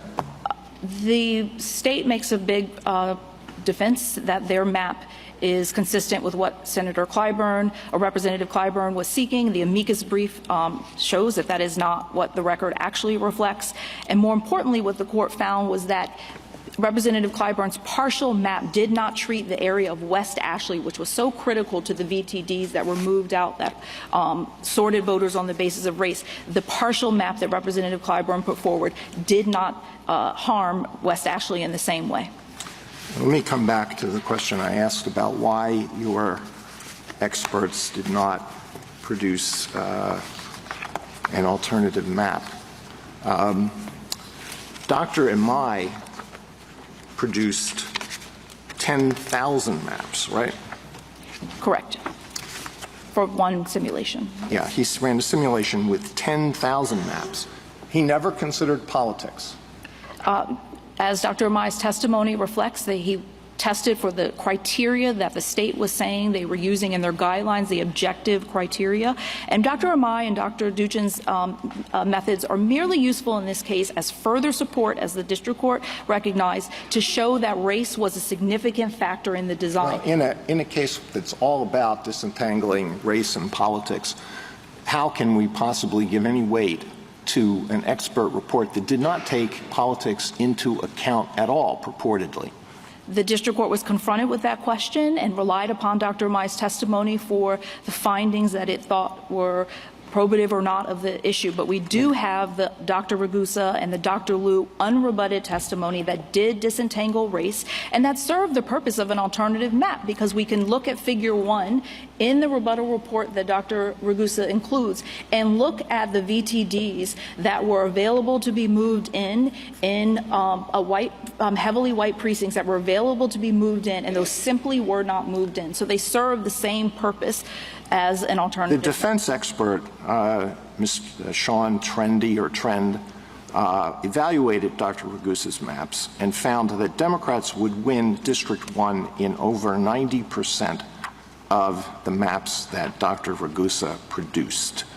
Did Dr. Imai run a simulation using the political data as well, but then decide to shelve it when the results were not favorable to your client? That is not what I believe the record reflects, Your Honor. It just never occurred to him that politics might have something to do with this? Every expert, as I believe Justice Kagan said, is being tasked with particular questions. I do not believe that there's any requirement that every expert look at every decision that one might go into a map. Each expert looks at different things. Dr. Ragusa and Dr. Ragusa and Dr. Liu served the purpose of disentangling and showing that race was more predictive than party affiliation. Dr. Imai and Dr. Duchin helped counter this narrative that this was a race-blind draw when all of the evidence demonstrates otherwise. And frankly, Dr. Duchin's testimony looked at all of the traditional redistricting principles. And I would submit that these were all raised pre-trial, and this is the type of this is what trial courts are given the authority to do, not to have what is happening here, but is relitigating the validity of expert testimony that the court accepted. Right. Dr. Imai did not control for politics. Did the district court rely on Dr. Liu? The court did not specifically rely upon Dr. Liu, but his analyses as the amici of the political scientist who did the work in Cooper corroborate that he used the same methods that were faithful to Cooper, and his analyses substantiate Dr.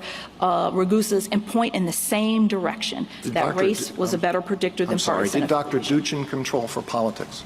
She did in some of her analyses. If you look at one of her supplemental reports, she looked at how the maps would fare when you put particularly the candidates of choice of black voters on the map, and she determined that black candidates performed worse in the enacted map than generic partisan races, which are essentially white on white races. So that is one way that she looked at partisanship, but she did not do a disentangling method, if that is what you're getting at. Okay, last question. I'm sorry to go on for so long. Did Dr. Liu and Dr. Ragusa use the county envelope method? They both did, correct. Is that a sound method? It is. It's what Dr. Ansolo Beher and Dr. Max Palmer used in Cooper and Bethune-Hill, respectively. Under that method, if there are two people who live in the same apartment building, under the county envelope method, could one Does the analysis presume that one can be moved and the other can't? One could stay in a district and the other could move? I do not believe that's the case, because the county envelope method is relying upon precincts, and so it would not be at that level of detail. Does it assume that that all precincts could be moved, regardless of their location? Only those within the county envelope, which is reflective of the fact that a county like Berkeley or a county like Beaufort was wholly moved into CD1. So it was fair for Dr. Ragusa and Dr. Amai to assume that any VTD in those counties could have been moved into CD1, and where we saw that they were not is where black voters were at issue. Thank you. Justice Sotomayor? I understood the record the way you did, but I understood that Dr. Liu was asked to produce maps that were consistent with the traditional criteria that the state indicated it had used, correct? That is correct, Your Honor. So he never looked at partisanship because that wasn't one of the criteria that it at first said it had used. That is correct, Your Honor. So I know it seems strange, but as I understood the record, and I know Justice Alito thinks that it should have been assumed that partisanship would be the defense. Do you know if the answer in this case raised partisanship as a defense? I do not believe so. Again, the legislature almost entirely predicated their line drawing during the legislative process on traditional redistricting principles. So you were relying on what they said during the process? What they said, and this court has been skeptical when legislatures have come up with post hoc justifications. But what's important here is that the panel accepted their justification, presumed that they would not admit it, and then still allow plaintiffs to test whether that was the true reason behind the line drawing, and found that it was not. It was less. So what your experts showed was that everything they said during the legislative process had to be race-based in some way, because that's what the evidence showed. They couldn't explain the large movement of blacks as opposed to whites, blacks as opposed to, or democratic whites and black. So they had to come up with a different reason for why they did what they did, correct? There were indeed shifting reasons, and race as a means for a political goal is constitutionally suspect. Thank you. Justice Kagan? Justice Gold? Justice Kavanaugh? On the least change point that you mentioned, my understanding, but I want to get your understanding of the record, was that Senator Campson wanted Beaufort and Berkeley counties to be kept whole. He wanted a stronger Republican tilt, and he wanted Representative Clyburn to represent some of Charleston County because of Representative Clyburn's clout in the Congress and with the administration. So if those things are accurate, and I just want your understanding of the record, then doesn't that mean you couldn't draw the first district without some significant changes? Those are generally the findings of the court, but the court recognized and detailed in its opinion that when Beaufort, when Berkeley, when Dorchester were brought in, they had black neighbors. And those black neighbors increased the BVAP in CD1 to a politically risky 20%, and black Charlestonians were offset. Black people were treated one-to-one, traded, one in, one out. White voters, the Republican-leaning ones, were individualized and allowed to come into CD1, and white Democrats were even kept in or individualized and allowed to remain in CD1. It's only black people in the design of this district that were treated with racial stereotyping, which is offensive to this, the Constitution. Right, I understand that principle, of course, but West Ashley was predominantly white and predominantly Democrat, and then was moved out, right? Yes, but there were significant, still heavily black precincts that were moved out alongside of it. And the court addressed your point is this there's a higher percentage of blacks than whites moved out. Is that right? That is correct. Because there were a lot of white people moved out of District 1 That is correct. And the court confronted the net effect argument in its opinion. And when you look at the paragraph about Deer Park, it talks about how you may have a precinct that has 10,000 white people in it and another precinct that has 8,500 black people in it. Still a minority, but still substantial. And the movement of those precincts would notwithstanding affect the overall BVAP of a district. And that's exactly what the court considered and confronted. This is not a new argument being raised. It was considered by the court and it was rejected in its racial gerrymandering finding. And the other side makes a point that the original plan that came from Representative Clyburn's office actually had a lower black voting population for District 1 than what ultimately emerged. Just want to get your response to that, the relevance of that in the overall record. I think it's irrelevant because I don't think that his map determined the sorting that was actually done by the key decision makers that the court acknowledged. But even more, if you look to the amici brief that Representative Clyburn's office it offers in this case, they provided a partial map, and then from there the state drew out the partial map of one district, and from there drew out the other 6 districts. So we have no idea what the BVAP of CD1 would be based upon. What the record reflects Representative Clyburn was seeking in CD6, and that is detailed in the amici brief that he submitted. Yeah. Thank you. Justice Barrett? Justice Jackson? So I guess I'm still struggling with this clear error standard and the application in this context. Justice Alito asked a number of questions about the reasons that the district court highlighted for why it did not credit Mr. Roberts' testimony. And I guess consistent with what I understood the clear error standard to require of us, I didn't know that we were to evaluate whether we agreed or disagreed with each of their findings, whether we would have found, had a different takeaway from the fact that, his testimony, the district court said it rang hollow. If we thought it didn't ring hollow, would that be a basis for clear error? Do I not understand what the clear error standard is?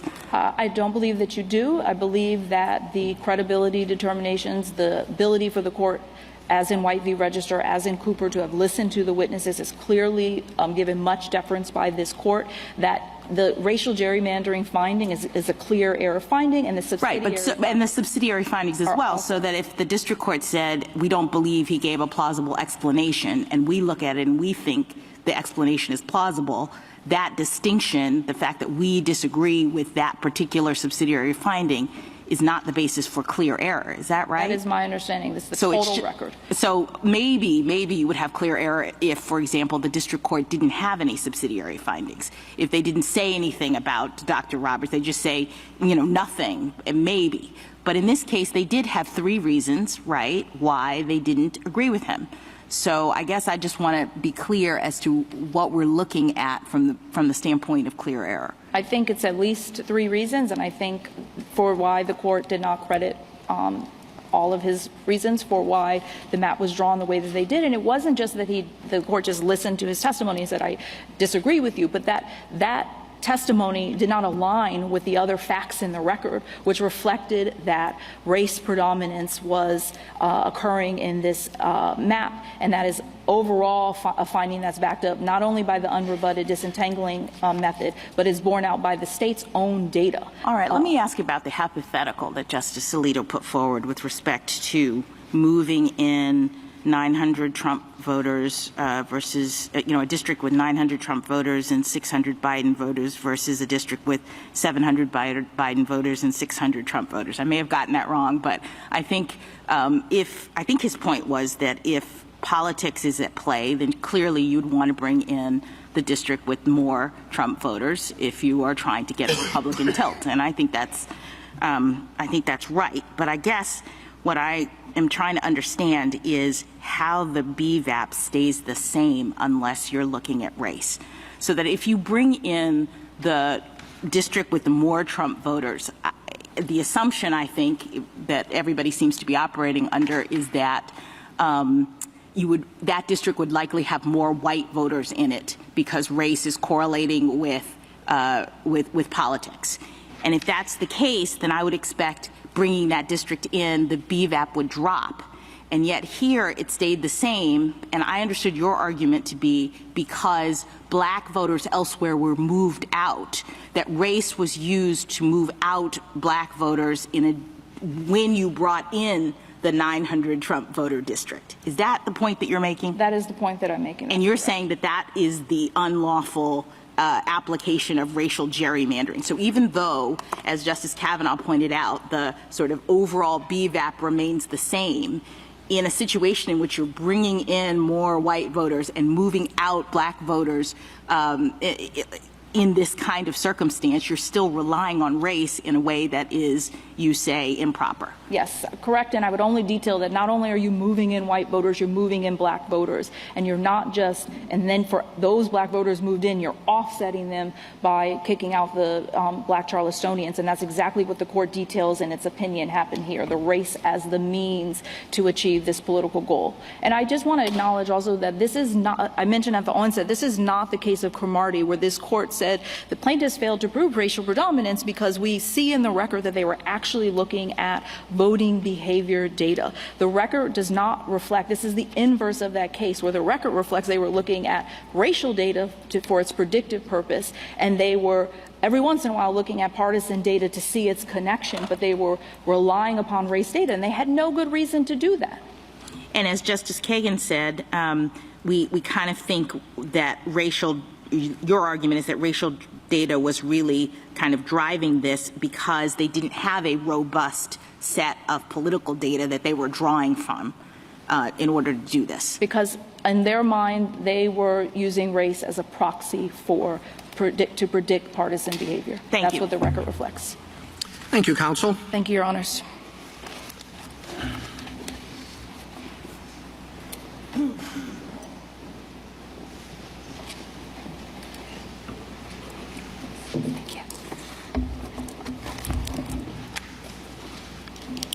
Ms. Flynn?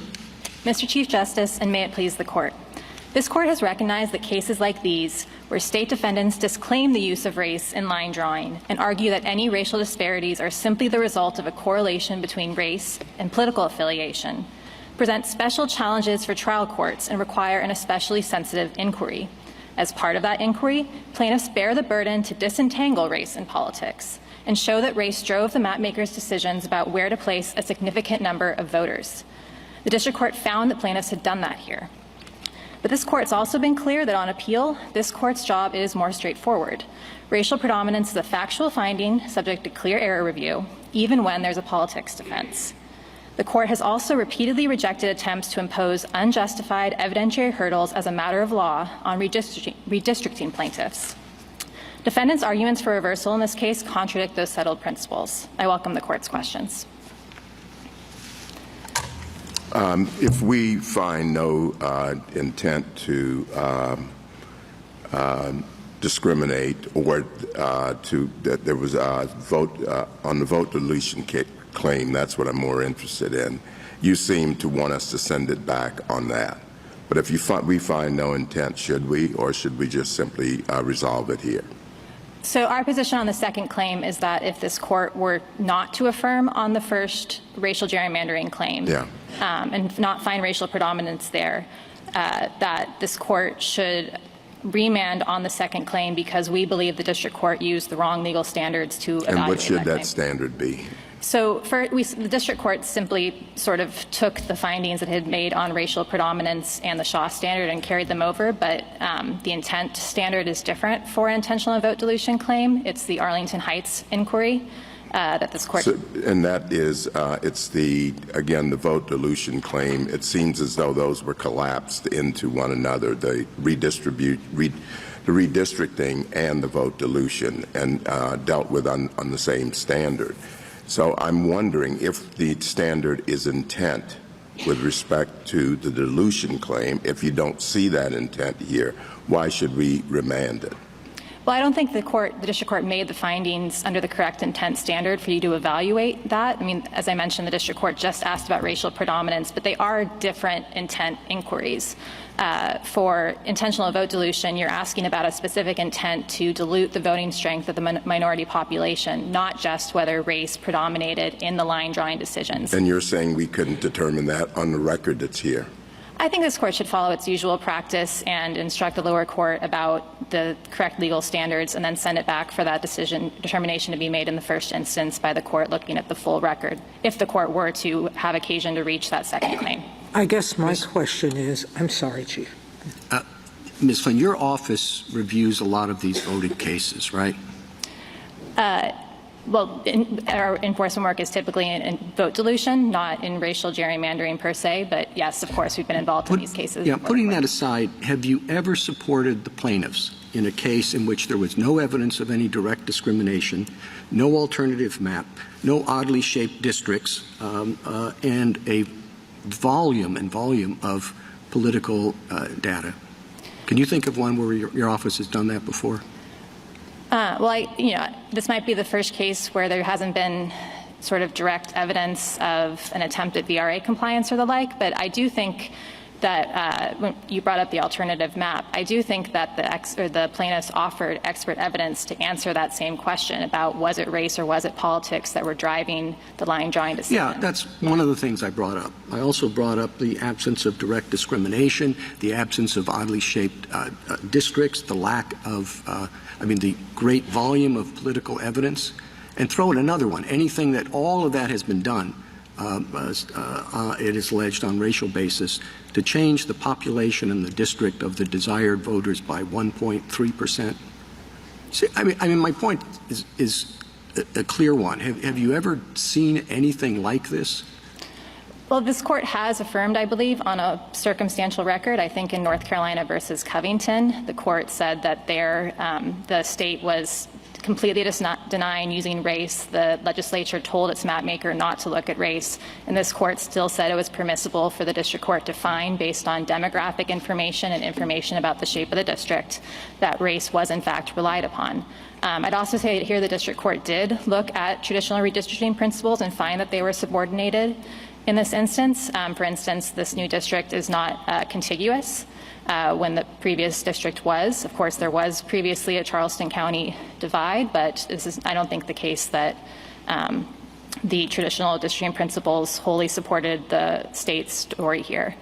And I will sort of go back to the expert evidence in this case. In our view, we think the Ragusa expert and Liu were the most probative on the question we've been talking about today, which is, was it race or was it politics that were driving the district lines? And Dr. Ragusa took the methodology in Cooper, arguably improved upon it by looking at BTDs, at precincts, rather than voter by voter, which is what the Cooper expert did. And then he also ran a regression analysis to further isolate out the effect of race from politics. Counsel, I want to just explore the alternative map, non-requirement requirement thing for a minute. Everybody seems to take as given that the legislature here did seek to pursue a partisan gerrymander, if you will, or partisan tilt, I think is their preferred term, and that that's permissible under this court's precedents. We start with that as a given, okay, right? Yes. Okay. And that the plaintiff bears the burden of overcoming a good faith presumption that the legislature is doing just what it says, right? How do you prove that they are acting in bad faith without showing that they could achieve their objective some different way?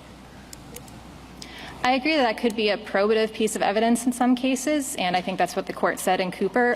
What we're pushing back on is the idea that you need to have, as a matter of law, for the plaintiff's case to even get off the ground, an alternative map that checks all the boxes. I get that, and I'm wondering why. I mean, normally if a plaintiff bears a burden of proof, you have to show that it would have happened but for, this change in the world. And I think here the analogy would be, and I'm just exploring this, I don't know, all right? I could be wrong, probably am.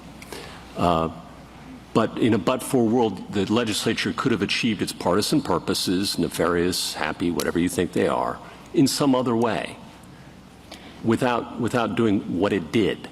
that you're objecting to. And here there's no evidence that the legislature could have achieved its partisan tilt, which everyone says is permissible, in any other way. What do we do with that when with the presumption of good faith? So I have a couple of responses to that. First, I do think the expert evidence answered the same question. An alternative map says, if you were really relying on the thing you said you were relying, wouldn't you have done, maybe you would have done this other thing instead. I could have achieved the same partisan objective 15 different ways. And with map drawing technology and computers, they spit out maps by the thousands these days. I would have thought that would have been a relatively modest burden. But what am I missing? It's still just a way to answer the question, what better explains how the lines were drawn, and we think the expert evidence does that. The other thing I would say about creating this kind of requirement as a legal rule rather than something that can be a piece of evidence that both sides can make arguments about is that I think it's going to add even more complication to these even very, very complicated cases. So my understanding is that defendants want their alternative map requirement to be limited to circumstances where there's no or meager direct evidence. So I think first you're going to have a mini trial on, is this a case where there's sufficient direct evidence or not to bring this rule into play? And then I think you're going to have litigation and probably appeals on what the alternative map has to do. No, I'm not even asking about, I'm really not interested in whether it's a requirement or not. I'm just as a factual matter, wouldn't it have been the simplest thing to do if I'm plaintiff and I want to show the defendant can achieve its permissible ends in some other way? I think in most other scenarios, in a tort case or an antitrust case is what I'm thinking about, I would show that there were 15 other ways to achieve that which you said you wanted to achieve. And that would be really strong probative evidence, whether it's required or not, put that aside, that hey, you're not telling the truth about what you're up to here. I agree. It can be very probative evidence. I can't really speak to why it would be easier. Should its absence here tell us something? I don't think so, because I think the plaintiffs offered two experts that went unrebutted to answer the same question. I will also just point out that I believe there are maps that are in the record that did have a higher BVAP that stayed based on the 2020 election data as a Republican-leaning district. So, I believe those maps are the first House staff plan, and I think there was one from a Senator Saab that also had that. So, what's easiest for a plaintiff to do to prove their case, I'm not really in a position to sort of speak to their litigation choices. But that's the point, isn't it? There were maps that remained Republican-leaning that were rejected, and instead there was this unusual movement in and out based on race. That's what the experts showed, that you can't explain the movements based on partisanship, that can only be explained on the basis of race. That's the burden the plaintiff meets, correct? Yes. I had this question as I was going through. If you can't get to where you want to go without using race, do you think our law permits that? No, Your Honor. I think that that's the whole point, isn't it? If you can't reach a goal, no matter how laudatory it is, if the only way that you can satisfy yourself for whatever your political reasons are is by using race, that's illegal. Right. This court said that in Cooper, and the plurality opinion said that in Bush v. Vera as well. You can't use race as a proxy for a political goal. So the bottom line is they had maps that were created that kept them Republican-leaning, and they chose not to use them for whatever other political reasons. What they went back to was race to make the map they made, correct? That's what the district court found, yes. All right. Thank you. Thank you, Justice Thomas. This is just a matter of curiosity. If you can't, your answer was you couldn't use race to draw the districts, right? Right. Or you'd be in strict scrutiny land, and perhaps VRA compliance would be a reason, but right. But you can use race to draw a majority-minority district. Right. So if race predominates, and in that circumstance where the overriding consideration is to draw a majority-minority district and that racial target actually dictates how lines are being drawn on the ground, I agree the first half of the Shaw test would be met. And then you would be in the second half, and you would ask the strict scrutiny question of whether or not there was a strong basis in evidence to believe. Outside of this context, do we use the predominant standard in our 14th Amendment analysis? I'm not aware of another context besides gerrymandering. Justice Alito? No. Anything further? Justice Kagan? Ms. Flynn, it's a funny case because it's our first post-Rucho case of this kind. So before Rucho, right, you could understand completely why it was that map makers started doing race in order to achieve partisan gerrymanders, because they couldn't do partisan gerrymanders directly. They were afraid that that was going to be found unlawful. But now that Rucho has come about and all these partisan gerrymandering claims have been held to be non-justiciable, you know, some people might sort of say, well, I don't get it. Like, why do people keep using race when they can just do it directly? Just use the election data, do the partisan gerrymandering. You know, doesn't the fact that they can do it directly suggest that they're not? Why would you need race as a proxy? So that's my question to you. Why would map makers, in general and in this case, use race as a proxy to do partisan gerrymandering, now that you could just, like, do partisan gerrymandering?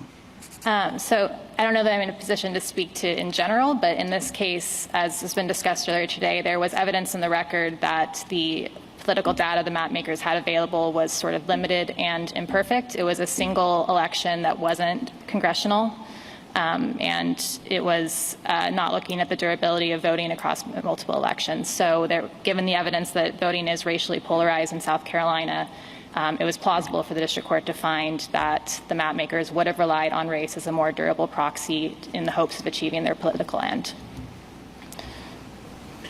Justice Gorsuch? The brief also makes the point that it would have been plausible for the district court to have come to the exact opposite conclusion it came to here. And it would have been just as plausible for them to find, as Justice Kagan alluded to, that the simplest explanation was they wanted to do politics and they did politics. How should we think about that under our clear error standard? So we've made that point in previous cases before this court as well. We think that the clear error standard doesn't ask what is the most plausible reading of the record or whether on the whole more evidence supports one outcome than the other. It asks just whether the district court's is plausible based on the entirety of the evidence.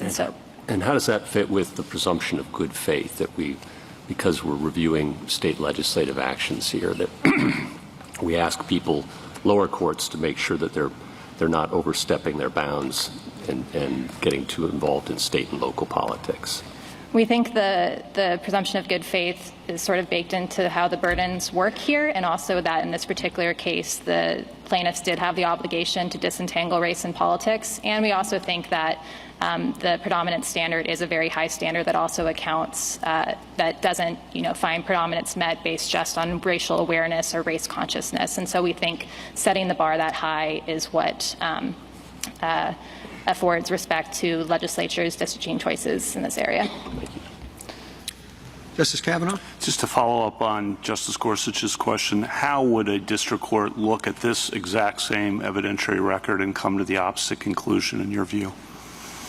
I think the expert evidence played a very big role here. I think the district court is in a very good position to make the kind of assessments about methodology that we've been discussing here today. But you've looked at this record and you obviously concluded that the district court could have said no, that expert evidence is not sufficiently reliable or probative in light of the overall record to support the plaintiff's case.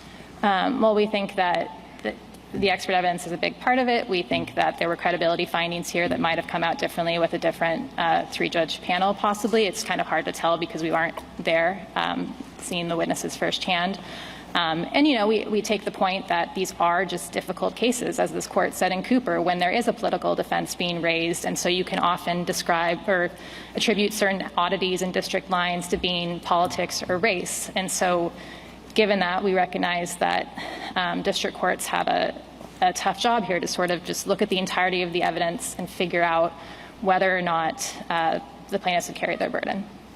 To pick up on Justice Kagan's question, and I think a big theme of the other side's briefing is, why would we do this when we have the political data?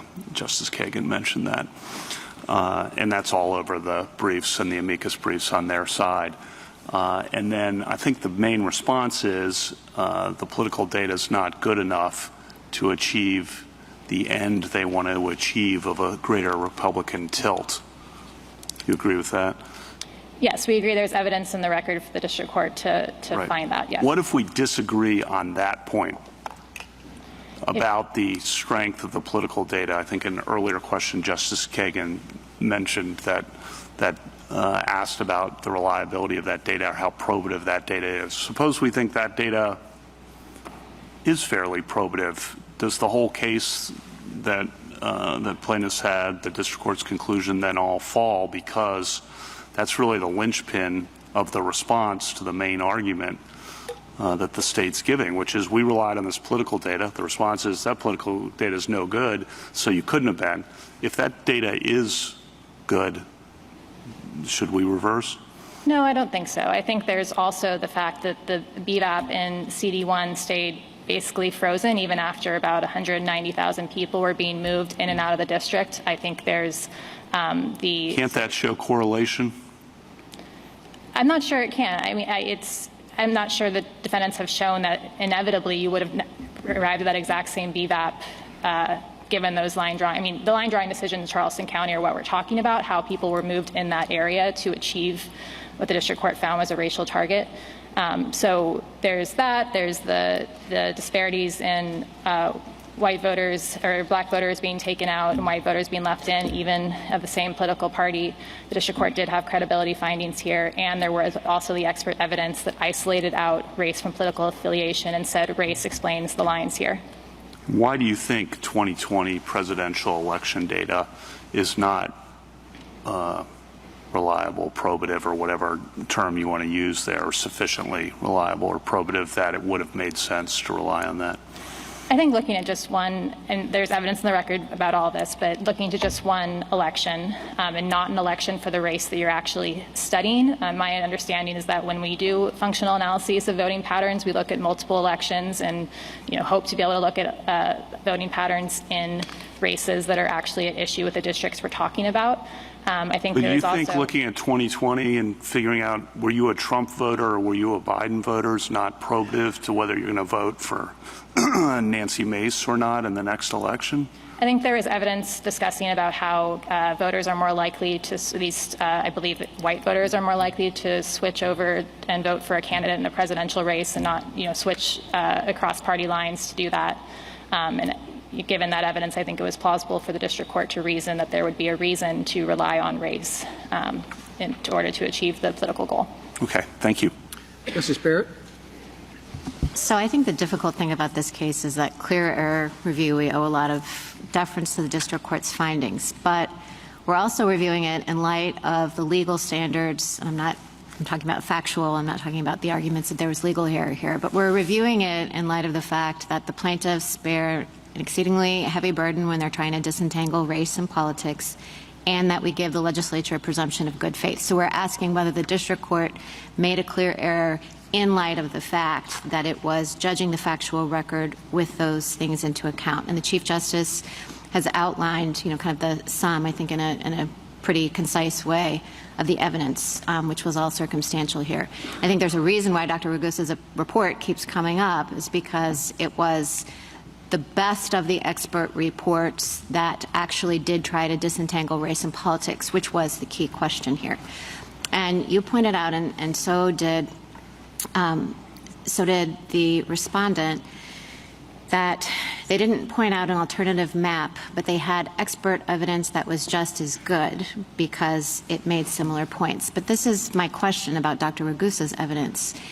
did it control for factors like contiguousness and compactness? Because respondent pointed out in trying to address this problem, which I think is one, that we've all been asking about and struggling with, that, respondents said, well, some of the experts testified about traditional districting criteria and some testified about attempts to disentangle race and politics, and they were all showing different things. But did anybody consider all of them? Because it seems to me like that would be really relevant evidence, and I want to be sure that I'm understanding Dr. Ragusa's testimony and its assumptions accurately. So what's your view on that? So the county envelope methodology essentially looks at the area from which voters, or in this case, precincts, can be drawn by looking at the counties that previously constituted or overlapped with CD1. And so that, I think, has these considerations built into the analysis, because he's looking at, as the expert did in Cooper, which this court credited, looking at basically what is the available area from which the map makers had to draw. And I would also say that, my friend has made the point that, you're theoretically possible that you could go pretty deep into a county under that analysis, but that is what the map makers did. They took in the entirety of 2 counties and went to their furthest reaches when they drew the map. And so I think it was reasonable for Dr. Ragusa's analysis to do the same thing in figuring out the area from which he could draw.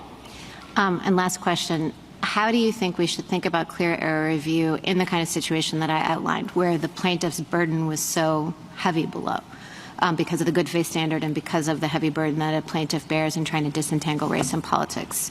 How do you think that should affect our review of the facts? I think Cooper spoke to this and said that it doesn't affect how clear error works. It doesn't affect, it doesn't create some kind of a pro-defendant presumption on review. It's still factual findings. It's still this court's usual Anderson standards for looking at those. Okay, thank you. Justice Jackson? Yeah, I just wanted to ask about the question that Justice Kavanaugh asked with respect to our own assessment of the presidential election data and whether or not it's reliable.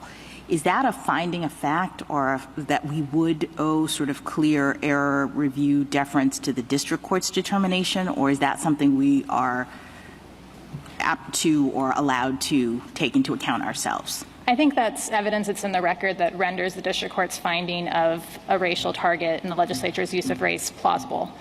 So no, I don't think you have to. No, in other words, are we looking at it de novo? So like what result from the fact that we might disagree about the fact that the district, about the reliability of the presidential election? Do we owe the district court deference with respect to their determination that having that data was not enough and that race was actually at issue here? Do we owe them any deference with respect to that? So I do want to be careful. I'm not sure there was a specific finding in the district court opinion about this question of the 2020 data. I see. And so I think this is because this court's looking at all the evidence in the record to determine whether the findings the district court made were plausible. That's why I think this is coming up.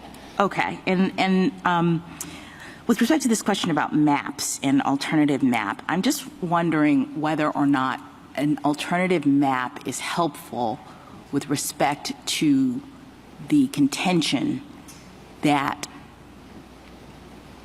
the district was being oddly manufactured with respect to who was being moved in or out. This is similar to the question that I asked plaintiff's counsel. My understanding is that politics is driving it at a sort of meta level, and the map maker identifies a Republican-leaning district that he would like to include. That Republican-leaning district has both white and black voters in it, and so one would assume that just by that move, the BVAP goes up. I don't know if that's right, but I'm walking it through. But in this situation, the BVAP stays the same at the end of the day, and we have evidence that the map maker went into the rest of the district and moved out a certain number of Democratic-leaning voters who happened to be black, or plaintiffs say because they were black, but that's what makes the BVAP remain the same. It's that we've now moved out black Democrats to account for, I guess, the Republican-leaning district that we have included. Is the use of race in that way, I have now got a higher BVAP than I want, and I'm moving out black voters, not white Democrats, black Democrats, in order to bring the BVAP down. Is that a violation in this world? Yes, and we think that was a very probative piece of evidence that contributed to the district court's finding. And what would a map do? If that's the kind of violation that I am trying to establish as the plaintiff, I guess what I don't understand is why having an alternative map is going to illuminate that in any way. Right. I think an alternative map could show a different way that lines could have been drawn and show whether or not there are different ways to do it, that it could accomplish some or all of the defendant's goals. But I don't think it's the only way to answer this core question of what was driving the decision making. And in fact, if this dynamic is what is really bothering me, for example, as a plaintiff, I'm putting myself in their shoes, it doesn't necessarily even make sense to me that you would produce a map to prove that dynamic is happening. You would have expert testimony in the way that you have. You would, explain it all through. But I guess I just don't see how a map would be helpful if that's the dynamic that I'm trying to focus on. I think that it was very reasonable for plaintiffs to offer expert testimony to that. I think the other evidence speaks to it as well. I do think that cases have sort of a different mix of circumstantial, sometimes with direct, and you just kind of have to take the record and see what persuasive conclusions can be drawn for it without any map. So the government's position is that you don't necessarily have to have a map and you don't necessarily have to have direct evidence. We've been hearing a lot about the lack of direct evidence in this case. Is there a world in which you can put together a case that demonstrates that race is actually operative in this environment without direct evidence and without a map? Yes. Thank you. Thank you, Your Honor. Thank you, counsel. Rebuttal, Mr. Gore? Today's argument underscores why the alternative map requirement is so vital. It ensures that racial gerrymandering cases remain focused on racial discrimination and not partisan disputes. It also ensures that the grave finding of racial gerrymandering rests on actual evidence of racial predominance and not malleable expert analysis. If Dr. Ragusa were correct that race better explains the enacted plan than politics, it should have been very easy to draw an alternative map that disentangled the two and preserved the Republican political lean in District 1. Appellees failed that requirement. They did put alternative maps into the record, so they obviously had the capacity to do that, and all the alternative maps turned District 1 into a majority Democratic district. We've heard from counsel for the United States about two plans in the record, the House staff plan and the SAB plan. Neither of those increased the Republican tilt like the enacted plan did, and neither was as compliant with traditional districting principles, so neither of those plans would have been enacted. In fact, Senator Campson became involved in drawing the enacted plan and sponsoring it precisely because the House staff plan imperiled District 1 and threatened to turn it into a majority Democratic district. Counsel for the other side mentioned Gomillion, but in Gomillion there was an alternative map because there had been prior municipal boundaries of Tuskegee that were perfectly square before the redrawing that was done in an intentionally discriminatory way. So that map also underscored that there was intentional discrimination in Gomillion, which is a totally different case from this for a host of reasons otherwise. Let me address the point about election data. The district court did not find that the 2020 presidential election data was unreliable. The district court actually itself relied on that data. It used that data to illustrate the correlation between race and politics. It thought that data was reliable, and all the direct evidence showed that it was reliable, and far more reliable than racial data that doesn't address white voters and doesn't address voting and turnout. The reason that the General Assembly used only 1 year of election data is a very simple one in the record. That 2020 was the first year that the Election Commission allocated absentee votes down to the precinct where the voter lives instead of at the county level. So it was more accurate and finely tuned data, political data, than any election data that had come before in the history of South Carolina. This is a circumstantial case with very weak circumstantial evidence. There's no direct evidence. There's no alternative map. Here we have a plan that complied with traditional districting principles in Charleston County and in District 1 and did so better than all of the alternatives that were presented at trial. There was a mention of contiguity. The district court also made no finding about contiguity. The enacted District 1 is contiguous. It's contiguous by water. Every plan drawn in Charleston County is contiguous by water because Charleston County contains islands and rivers. So there's nothing suspect about the contiguity of this particular plan. We heard about the Covington case. That was a remedial case. That was a remedial case where the panel had already found racial gerrymandering, sent it back to the legislature, and then determined that the legislature had not adequately fixed the problem. It's not a case in which there was only weak circumstantial evidence to support a finding of racial gerrymandering. We heard today that the legislative record gave no indication that the General Assembly was drawing lines based on politics. That's completely incorrect.